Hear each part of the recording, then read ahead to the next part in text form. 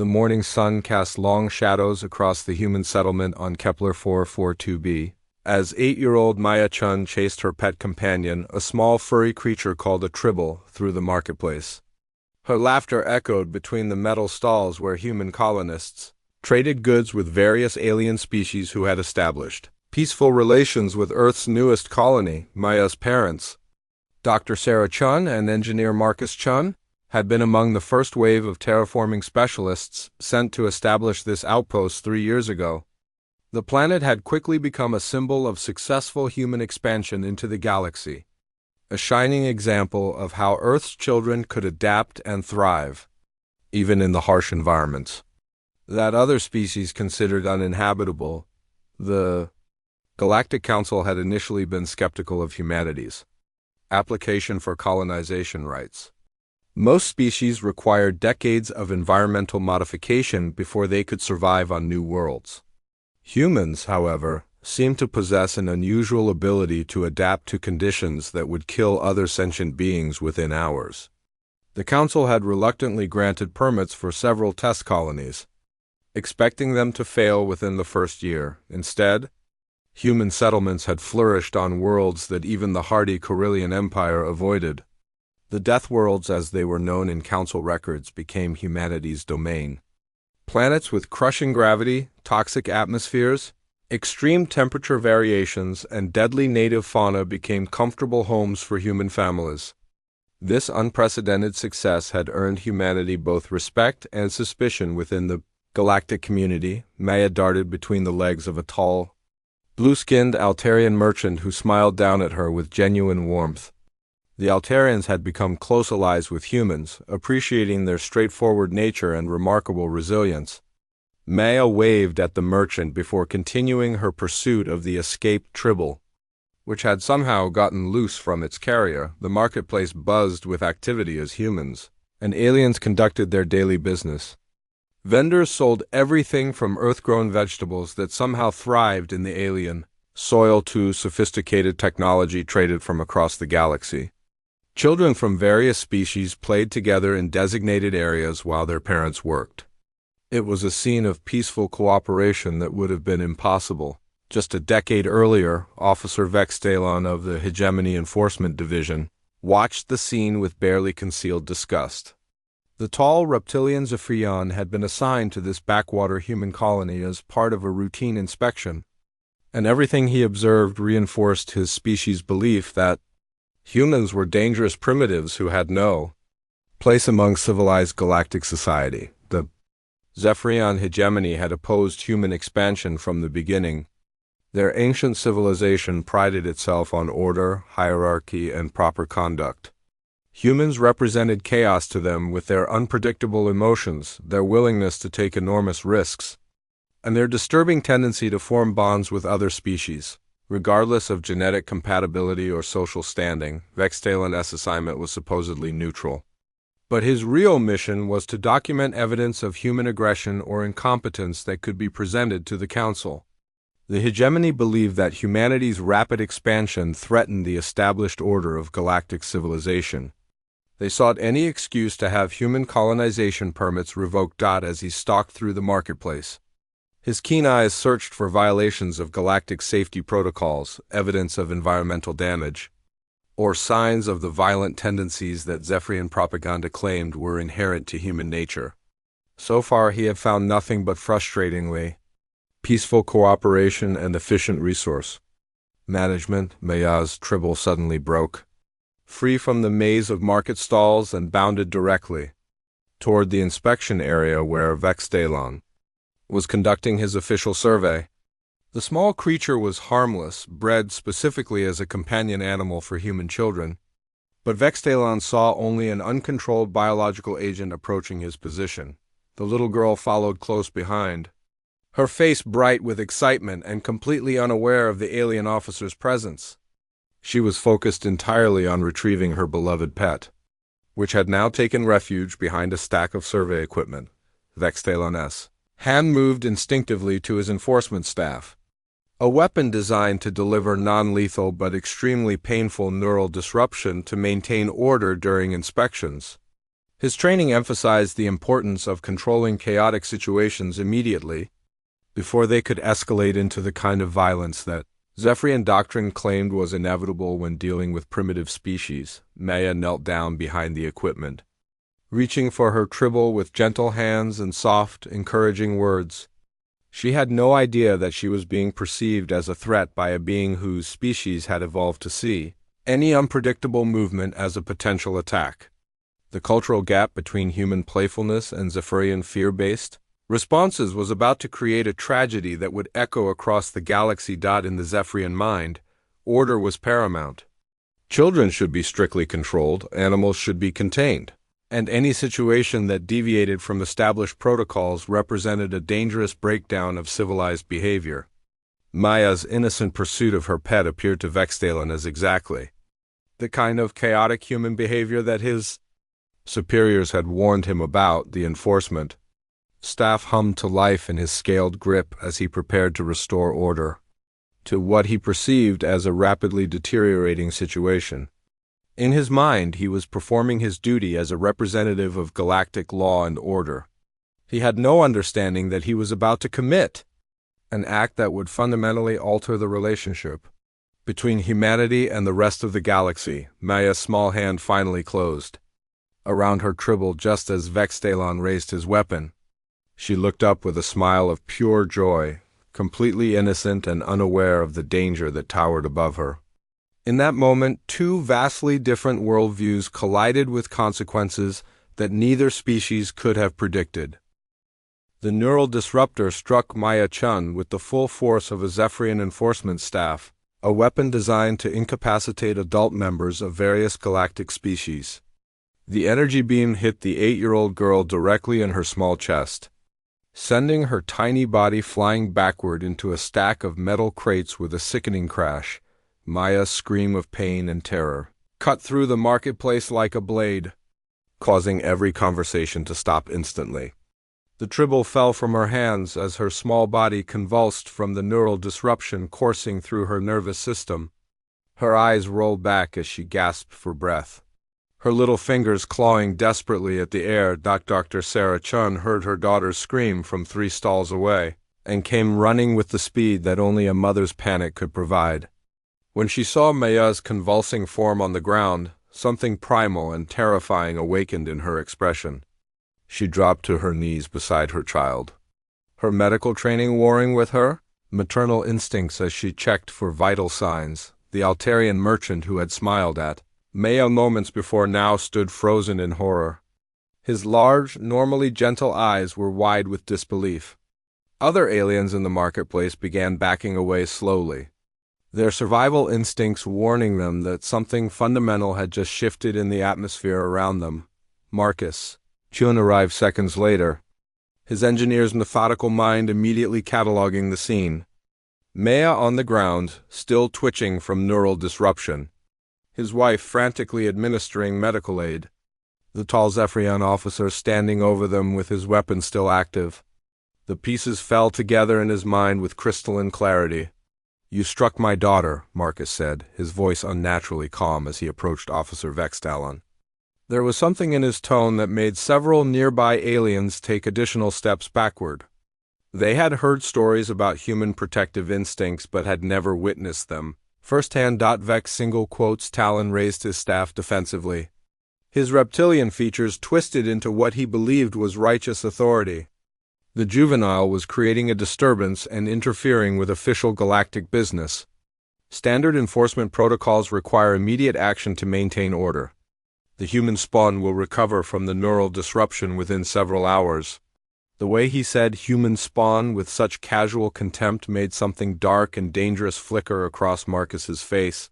His hands, which had spent years delicately calibrating terraforming equipment capable of reshaping entire planetary atmospheres, slowly clenched into fists. Dr. Chung looked up from Maya's still form, her face pale but determined.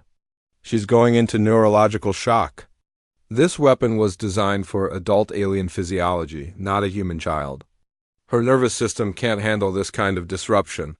Her voice carried the authority of someone who had spent years studying xenobiology and understood exactly what was happening to her daughter. The marketplace had gone completely silent except for Maya's labored breathing.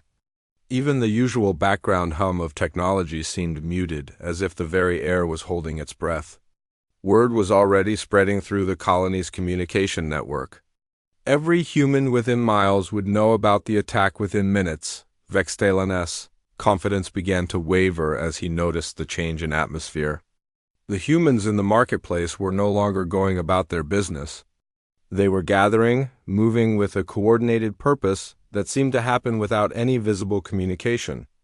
Their faces showed no obvious anger or aggression, but there was something in their eyes that made his ancient reptilian brain whisper warnings about apex predators.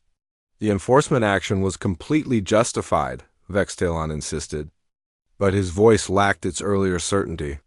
Galactic protocols clearly state that interference with official inspections can be met with appropriate force. The human authorities will be notified of this incident through proper channels. Marcus Chun stepped closer, and Vextalan noticed for the first time how the human moved. There was no wasted motion, no visible aggression, but every step showed the controlled power of someone who had spent years working in environments that would kill most sentient beings. His muscles carried the dense strength that came from high-gravity worlds and toxic atmospheres. Appropriate force, Marcus repeated quietly. Against an 8-year-old child chasing her pet. He looked down at his daughter, who had stopped convulsing but remained unconscious in her mother's arms. You called her spawn? The gathering crowd of humans said nothing, but their presence was becoming overwhelming. They stood at a respectful distance, not threatening, not advancing, but their collective attention was focused entirely on the Zephyrian officer. It was the kind of attention that wolves gave to threats near their pack. Dr. Chun's medical scanner beeped urgently. Severe neural trauma, she reported, her voice tight with controlled fury. Possible permanent damage to developing neural pathways. She needs immediate evacuation to the colony's medical facility. She looked up at her husband, and he saw in her eyes the same deadly calm that he felt building in his own chest. Maya stirred slightly, whimpering in pain as consciousness returned. Her small voice called for her parents with the helpless terror of a child who didn't understand why she was hurt. The sound of her distress seemed to ripple through the assembled. Humans like electricity through water. Vextalan's enforcement training had prepared him for many situations, but not for this. The humans weren't attacking, weren't even raising their voices, but the threat in the air was so thick it was almost tangible. His weapon suddenly felt inadequate in his scaled grip, not because it lacked power, but because he was beginning to understand that he faced something far more dangerous than mere physical force. The colony's communication system crackled to life as emergency medical personnel were summoned. But the humans in the marketplace made no move to disperse. They remained where they were, silent guardians around a wounded child and her family. Their presence a clear statement that this incident would not be forgotten or forgiven. Marcus Chun knelt beside his wife and daughter, his large hands gentle as he helped stabilize Maya for transport. But when he looked up at Vextalan, the Zephyrian officer saw something in those human eyes that made him understand why his species' ancestors had once been the galaxy's apex predators. You're going to learn, Marcus said quietly, what it means to hurt a human child.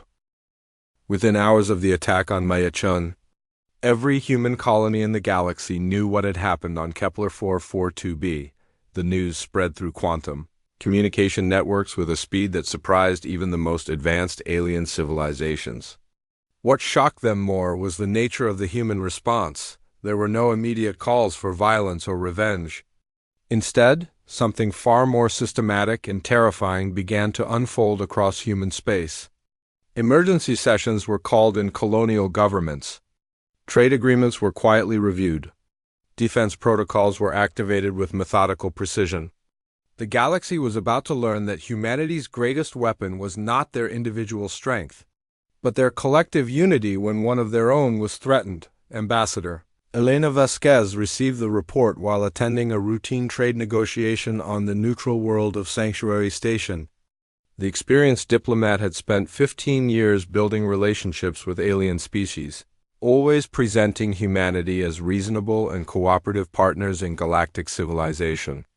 As she read the details of Maya's attack, her carefully maintained diplomatic composure cracked for just a moment. The Carillion trade representative across from her noticed the change immediately. "Ambassador Vasquez, is there a problem with our negotiations?" The insect-like being's compound eyes reflected genuine concern. The Carillions had become humanity's strongest allies, and they recognized the signs when humans were truly angry. Elena looked up from her tablet, her dark eyes carrying a weight that hadn't been there moments before. "There's been an incident involving a human child," she said quietly. "I'm going to need to postpone our discussions until further notice. Please inform your government that humanity will be reassessing certain aspects of our galactic relationships." The careful neutrality in her voice sent chills through every alien diplomat within hearing distance. When humans spoke in that particular tone, civilizations had learned to pay attention. On Earth, the Global Defense Council convened an emergency session that lasted 18 hours. Fleet Admiral Sarah Jackson, a woman whose ancestors had once commanded ocean-going vessels in humanity's ancient wars, now oversaw a space navy that protected dozens of worlds. She stood before the holographic display showing every human settlement across the galaxy, each one represented by a small blue dot. "The attack on Maya Chung was not random," Admiral Jackson announced to the assembled military leaders. "Our intelligence suggests this was a deliberate provocation by Zephyrian hardliners who want to test our response. They believe we're too scattered and too peaceful to react effectively to aggression against our civilians." General Marcus Torres, the scarred veteran of the Titan mining wars, leaned forward. "What are our options, Admiral?" Jackson's smile was cold as the space between stars. "We're going to show them exactly why every habitable world in this galaxy was considered a death world until humans arrived. Every single colony is to begin Phase 7 defensive preparations immediately. All trade with Zephyrian space is suspended, and I want our deep space reconnaissance fleets to begin mapping every hegemony military installation within 50 light-years of human territory." The orders went out through encrypted military channels, but the effects were felt immediately across the galaxy. Human colonies that had been peaceful trading partners suddenly became fortress worlds.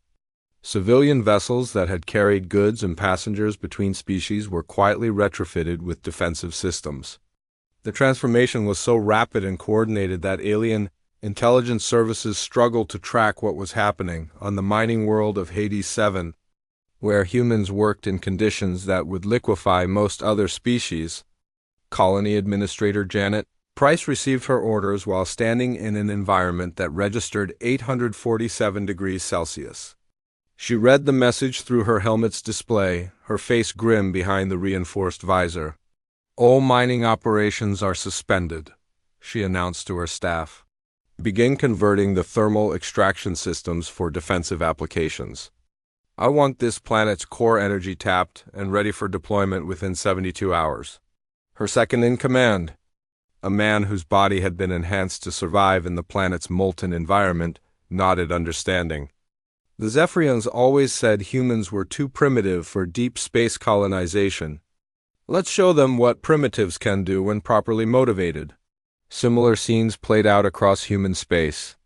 On the ice world of Fenris, where humans had learned to survive in temperatures that would freeze solid most known atmospheres, the colonists began converting their geothermal systems into something far more dangerous. On the high-gravity world of Atlas, where humans had adapted to conditions that would crush the bones of other species, industrial equipment was being repurposed for military applications. The genius of humanity's expansion strategy became clear for the first time. They hadn't just colonized the worlds that others couldn't survive on. They had turned those impossible environments into assets. Every death world was a fortress that no other species could successfully attack. Every human colony was positioned on terrain that gave them fundamental advantages over any potential invaders. Dr. Chun remained at her daughter's bedside in the colony's medical facility. monitoring Maya's neural patterns as the child's remarkable human nervous system began adapting to and recovering from damage that would have been permanent in any other species. The little girl's brain was literally rebuilding itself, forming new pathways around the damaged areas with a resilience that amazed even her. Physician Mother Marcus Chun stood by the window, watching as the colony's automated defenses came online for the first time since establishment. Massive energy cannons emerged from underground installations. Shield generators that had been disguised as atmospheric processors revealed their true purpose. The peaceful farming colony was transforming into something that could hold off a fleet. "The council needs to see this," he said quietly to his wife. "They need to understand what happens when someone threatens our children." The Zephyrians thought they were disciplining a primitive species. Instead, they just woke up something that's been sleeping since humans left Earth. Dr. Chun looked down at Maya, whose small hand was beginning to move normally again. "She's going to be fine," she said, with the certainty that came from both medical knowledge and a mother's faith. "But they're not? They have no idea what they've started." Outside the medical facility, the other human families in the colony went about their daily routines, but there was a new quality to their movements. They were no longer settlers hoping to build peaceful lives on a distant world. They were humans who had been reminded that the universe could be a dangerous place, and they were preparing to demonstrate why their species had never lost a war that truly mattered to them. The transformation was complete within 72 hours. Humanity had shifted from a peaceful, cooperative member of galactic civilization to something far more ancient and dangerous. The Deathworld colonies weren't just settlements anymore. They were fortresses manned by the only species in the galaxy that had evolved to consider impossible environments as merely challenging. The Galactic Council chamber on Nexus Prime had hosted diplomatic crises for over 3,000 years. But the emergency session called to address the human situation carried a tension that even the most experienced ambassadors found unsettling. Representatives from 47 species filled the massive amphitheater, their diverse forms creating a rainbow of scales, fur, chitin, and crystalline structures under the chamber's artificial lighting. High Counselor Thrender, an ancient Altarian whose blue skin bore the ceremonial scars of his rank, called the session to order with visible reluctance. The Altarians had grown fond of humans during their years of cooperation, and the current crisis put them in an uncomfortable position between their human allies and the broader galactic community. "We are here," Thrender announced, his voice carrying across the chamber through translation matrices, "to address the concerning militarization of human space following what the Zephyrian delegation describes as a routine enforcement action on the colony world Kepler 442b. Ambassador." Elena Vasquez sat alone in the human delegation box, her isolation deliberate and symbolic. Every other species had sent multiple representatives, advisors, and military attaches. Humanity had sent one woman in a simple business suit, her dark hair pulled back professionally.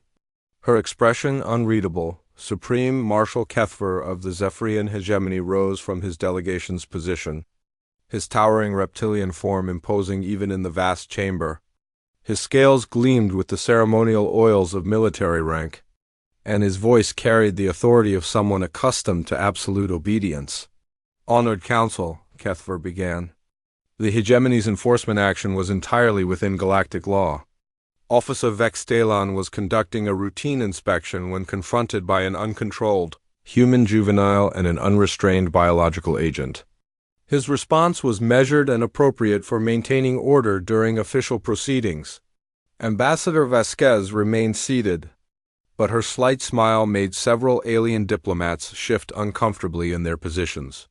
When she finally stood to respond, her movement was economical and precise. She activated a holographic display that filled the center of the chamber with detailed medical scans. "Maya Chun," she said simply.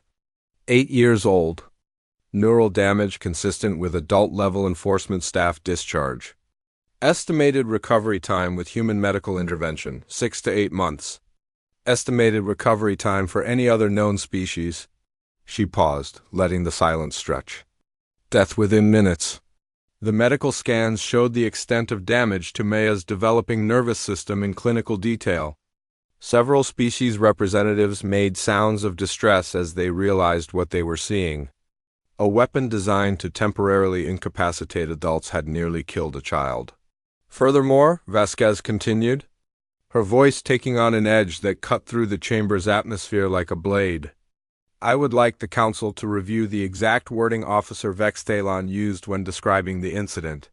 She activated another display showing the transcript. Human spawn. He called an 8-year-old girl human spawn while justifying his attack. The words hung in the air like toxic gas. Several species that had their own strong parental instincts recoiled visibly. The Carillion delegation's chittering grew agitated, their insect-like forms radiating distress at the casual dehumanization implied in the phrase Supreme. Marshal Kethver's scales darkened with anger. The hegemony will not be lectured on proper terminology by a species that has existed in galactic civilization for barely 2 decades? Humans have consistently demonstrated aggressive tendencies and disregard for established protocols. This incident merely confirms our long-standing concerns about their inclusion in civilized society.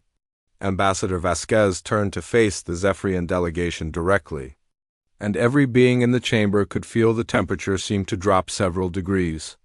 Aggressive tendencies, she repeated thoughtfully. Yes, let's discuss human aggression, shall we?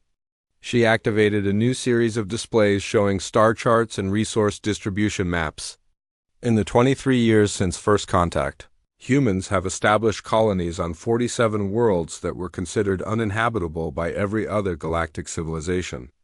Not difficult to inhabit, impossible, Deathworlds where the very air, water, and soil would kill any other known species within hours.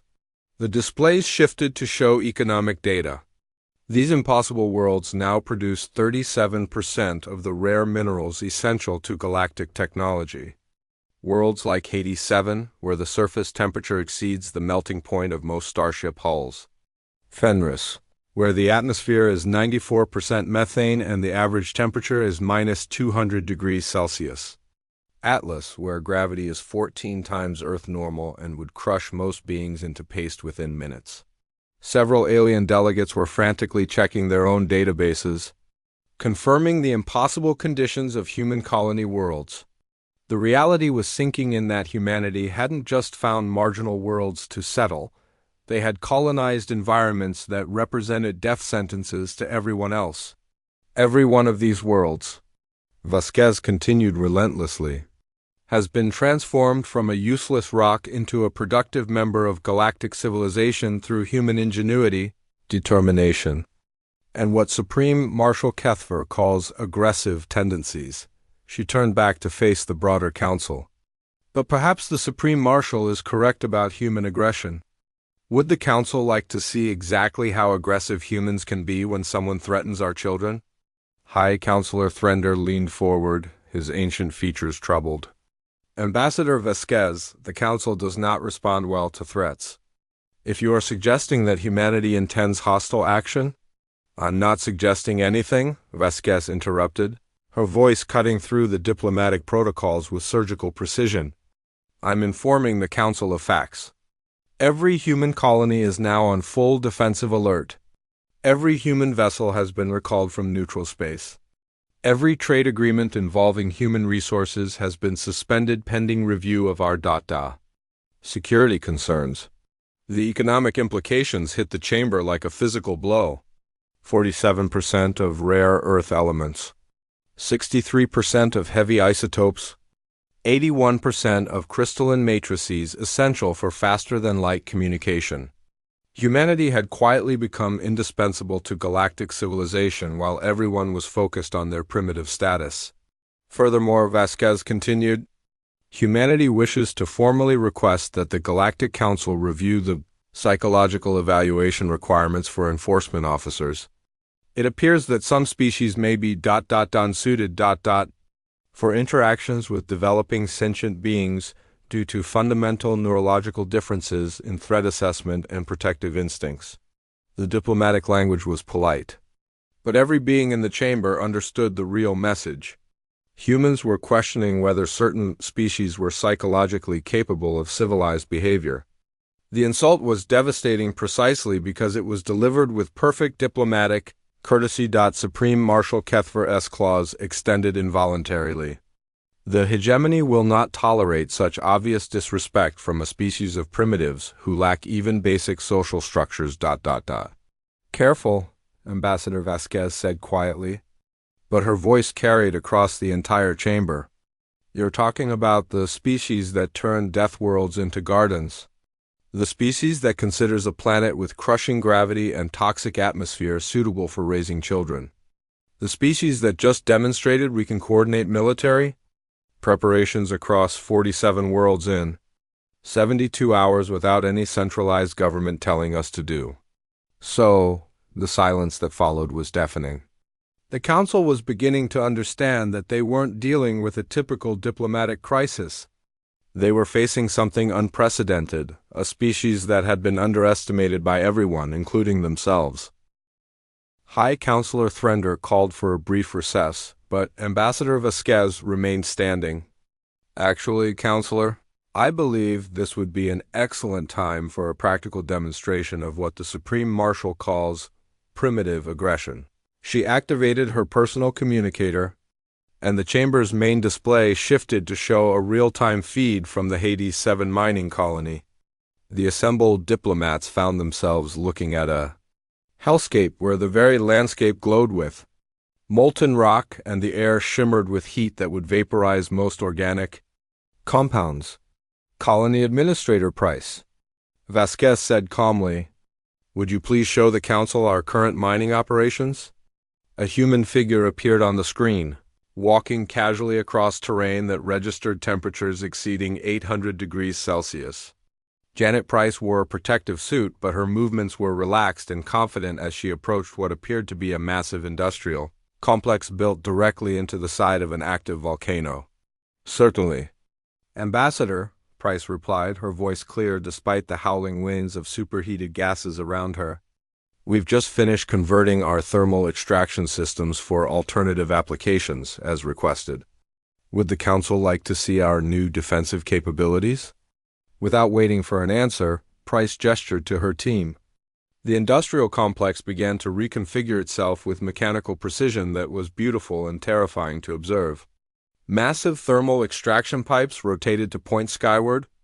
Mining equipment that had been designed to drill through planetary cores shifted into new configurations. Within minutes, what had been a peaceful mining operation had become something else entirely. This is our primary thermal cannon, Price explained conversationally as a weapon the size of a city block emerged from the volcanic slope. It focuses the planet's core energy into a coherent beam. Effective range is approximately 50,000 kilometers. We have 18 of these installations operational, with more coming online hourly. Several alien delegates made sounds of distress as they realized what they were seeing. The humans had converted an entire planet's geological energy into a weapon system. The scale was beyond anything most civilizations could conceive, let alone implement. Supreme Marshal Kethver-S scales had gone completely dark. This is an obvious fabrication. No species could harness planetary-scale energy for military applications. The engineering requirements alone are well within human capabilities, Administrator Price interrupted cheerfully. After all, we've been working with this planet's thermal systems for 3 years. Converting them for defensive purposes was simply a matter of redirection and focus. Would you like me to demonstrate on that asteroid field approximately 40,000 kilometers from our position? The camera feed shifted to show a cluster of space rocks tumbling through the system. Price's voice remained casual and friendly as she continued. Fire solution calculated. Target acquired. Firing in 3.2.1. The asteroid field simply ceased to exist. One moment there were dozens of rocky bodies drifting through space, the next there was only empty void and dissipating energy. The weapon had fired, struck its target, and vaporized everything within a sphere of space several kilometers across. The demonstration was over in seconds. The council chamber erupted in chaos. Multiple species began speaking simultaneously. their various translation matrices creating a cacophony of alarm, disbelief, and fear. The Carillion delegation was chittering rapidly among themselves. The crystalline Nethes representatives were flashing distress patterns in their internal lights. "Order!" High Counselor Thrender commanded, but his own voice carried a tremor that hadn't been there before. "Ambassador Vasquez, what is the meaning of this display?" Vasquez remained perfectly calm as she switched the display to another human colony. "This is Fenris, our Ice World colony. Colony Director Harrison, would you please update the Council on your recent activities?" The new feed showed a landscape of perpetual winter where ice storms raged with winds exceeding 300 kilometers per hour. A human figure emerged from an underground facility, moving easily through conditions that would freeze most known atmospheres solid within minutes. "We've completed our cryogenic defense grid," Director Harrison reported. "Our atmospheric processors have been reconfigured to create localized ice storms with temperatures approaching absolute zero. Effective range covers the entire system. Any unauthorized vessels entering Fenris space will find their hulls brittle enough to shatter from thermal shock within seconds." The demonstrations continued across human space. On Atlas, colonists showed how they had converted their heavy-gravity industrial equipment into kinetic weapons, capable of accelerating projectiles to significant fractions of light speed. On New Sahara, desert survival systems had been modified to create electromagnetic pulse fields that could disable electronics across interplanetary distances. Each colony presented its defensive capabilities with the same casual competence that had made human expansion so successful. They weren't boasting or threatening, they were simply showing what they could do when motivated to protect their own. The effect was more terrifying than any display of aggression could have been. 47 worlds, Ambassador Vasquez said quietly as the demonstrations concluded. 47 human colonies that were established on planets, considered absolutely uninhabitable by every other species in the galaxy. 47 worlds that have now been converted into fortress systems that no military force could successfully attack. She turned to face Supreme Marshal Kethver directly. "You called us primitives. You attacked one of our children. You referred to her as spawn while justifying why you nearly killed an 8-year-old girl for playing with her pet." The Zephyrian delegation had gone completely silent. Kethver's reptilian features showed an emotion that his species rarely displayed: fear. The military implications of what they had just witnessed were staggering. Humanity hadn't just built colonies on Deathworlds. They had turned those Deathworlds into weapons. "The question before this council," Vasquez continued, "is whether galactic civilization wants to continue peaceful coexistence with a species capable of this level of defensive preparation, or whether certain members prefer to test whether human primitive aggression extends to offensive operations." She gestured to the displays showing human colonies across the galaxy. "Because I should mention that these demonstrations represent approximately 12% of our total defensive capabilities. The other 88% involve systems that we prefer to keep private, unless circumstances require their disclosure." High Counselor Thrender's ancient features had gone pale even by Altarian standards. "Ambassador, surely you cannot be suggesting that humanity would consider military action against the galaxy's established civilizations?" Ambassador Vasquez's smile was sharp as starlight. "Counselor, I'm not suggesting anything. I'm simply informing you that humans have very specific views about the appropriate response when someone hurts our children. Maya Chen is 8 years old. She was playing with her pet when Officer Vextalon decided that human children needed to be taught proper respect for authority. She activated one final display showing Maya in her hospital bed, still unconscious but with her small hand clasped in her mother's grip. This is what prompted the response you've just witnessed: an attack on one human child. I leave it to the Council's imagination to consider what our response might be to a more durious provocation." The chamber fell silent except for the hum of life support systems. Every being present was performing the same calculation, and the mathematics of the situation were terrifying. If attacking one child had prompted humanity to arm 47 planets in 72 hours, what would happen if someone threatened human civilization itself? The emergency session of the Galactic Council extended for 18 hours as species, after species grappled with the new reality that humanity had revealed. During breaks, frantic communications flowed between the chamber and homeworld. Governments, as the full implications of human capabilities were analyzed and debated. The Carillion delegation was the first to officially respond. Ambassador Clix, her compound eyes reflecting the chamber's lights in complex patterns, rose from her position with deliberate ceremony. The Carillion Empire wishes to formally express our horror at the attack on Maya Chun. Furthermore, we propose immediate sanctions against any member species that employs enforcement protocols against juvenile members of other civilizations. The crystalline Nethes representatives chimed their agreement, their internal lights pulsing in harmonic patterns that translated as deep concern for human welfare. The Altarians, despite their position as council moderators, nodded their support for increased protections for young sentients, but it was the response from an unexpected source that truly shifted the chamber's atmosphere.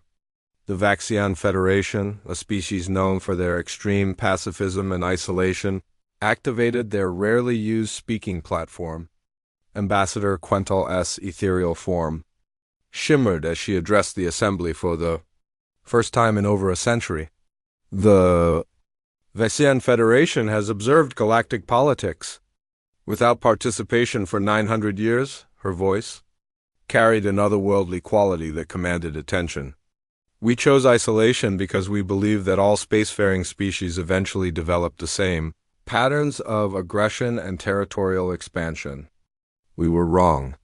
She gestured toward Ambassador Vasquez, who remained sitting calmly in the human delegation box. Humans are the first species we have encountered that colonizes impossible worlds not for conquest, but for survival. They build weapons not for expansion, but for protection. They demonstrate military might not for dominance, but for the safety of their children. The Vaxian's next words sent shockwaves through the assembled delegates. The Vaxian Federation formally requests to establish diplomatic relations with humanity. After 9 centuries of isolation, we have finally encountered a species whose values align with our own commitment to defensive rather than aggressive applications of power. Supreme Marshal Kethver finally found his voice. Though his usual commanding presence had diminished significantly, the hegemony maintains that Officer Vextalenus' actions were within established legal parameters. Human emotional responses do not supersede galactic law, regardless of their technological demonstrations. High Counselor Thrender's expression showed the weariness of someone trying to prevent a galactic crisis. Supreme Marshal, perhaps we should focus on finding a resolution that addresses all parties' concerns rather than debating the legality of actions that have already occurred. Ambassador Vasquez stood slowly, her movement drawing every eye in the chamber. When she spoke, her voice carried the quiet authority of someone who had just demonstrated that her species could defend itself against any threat the galaxy might present. The human position is simple, she began. We want Maya Chin's attacker tried for assault against a child. We want formal apologies from the Zephyrian hegemony for both the attack and the dehumanizing language used to justify it. And we want new council protocols established to prevent similar incidents in the future. She paused, letting her next words carry the weight of everything the council had witnessed. In exchange, humanity will stand down our defensive preparations and return to normal trading relationships. We will also share the defensive technologies we've demonstrated today with any council member species that wants to protect their own worlds from potential aggression. The offer was stunning in its implications. Humanity was essentially offering to arm the entire galaxy with weapons capable of planetary-scale defense. The gesture was both incredibly generous and subtly terrifying. It demonstrated that humans were so confident in their own capabilities that they were willing to give away military advantages. That most species would guard jealously. Supreme.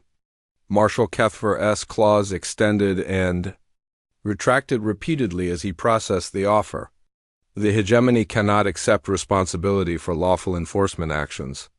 To do so would undermine the authority of all council enforcement mechanisms. Ambassador Vasquez nodded as if she had expected this response.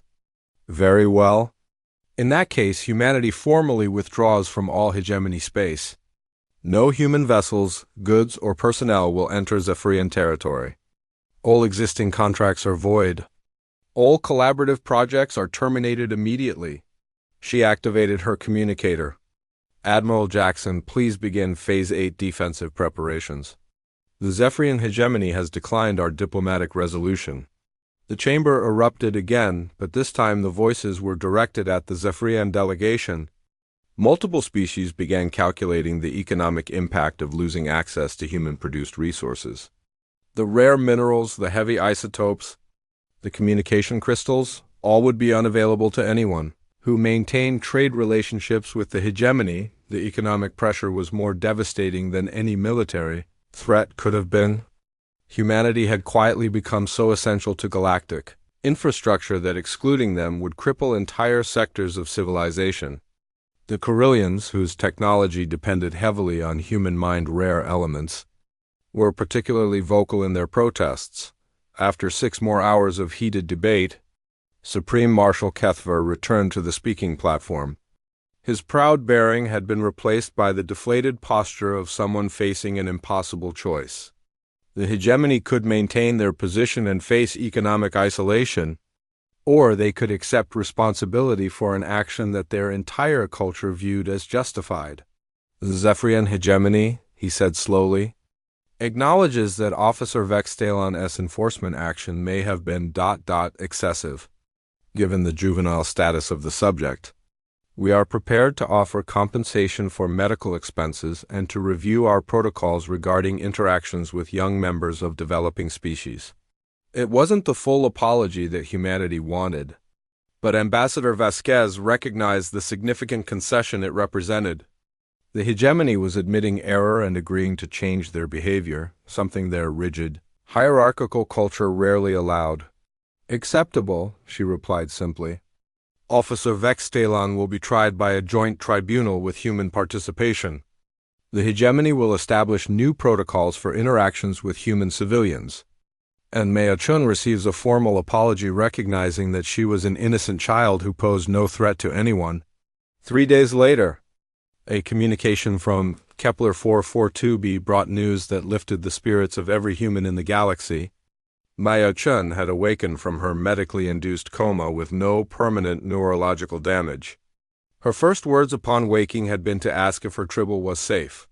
Her remarkable recovery served as a reminder of the resilience that had allowed humans to thrive on worlds that would kill any other known species. The incident became known throughout galactic history as the day the galaxy learned about humanity. It marked the end of humans being viewed as primitive newcomers and the beginning of their recognition as a species, whose protective instincts and technological capabilities made them invaluable allies and dangerous enemies. Maya Chun returned to playing with her tribble in the marketplace of Kepler 442b, but now she was guarded not only by her loving parents but by the collective defensive might of 47 fortress worlds and the newfound respect of an entire galaxy. The little girl who had simply been chasing her pet had inadvertently demonstrated that humanity's greatest strength was not their ability to survive on Deathworlds, but their absolute commitment to protecting their own. The Galactic Council's new protocols ensured that no enforcement officer would ever again have cause to harm a human child, or the child of any species for that matter.